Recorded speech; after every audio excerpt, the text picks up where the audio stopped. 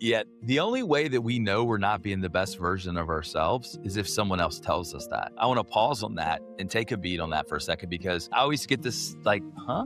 When I say that. But if you take a step back and realize, like, look, we might feel bad on certain days, but there's been plenty of times where I've had keynotes and I was a little under the weather or had a splitting headache or just wasn't feeling up to myself, but went out and had a great presentation. When I was still an athlete and playing ball, when I didn't feel at my best, but I competed and still had great outcomes. Like, those things happen. So it's not just that. It's when we ask people for feedback, that's the only way that we really can tell. And so even when I'm working with organizations and working with leaders inside of organizations, I always ask them for 2 sponsors. And what I mean by it could be a boss, it could be significant others inside of their sphere of influence. So when we look at this sphere of influence, I have a very high candor conversation with them. And I teach them the difference of being nice versus being kind. Because here's the thing is we have to have people being kind, which means they're likely going to tell us things that we do not want to hear about ourselves. It's necessary,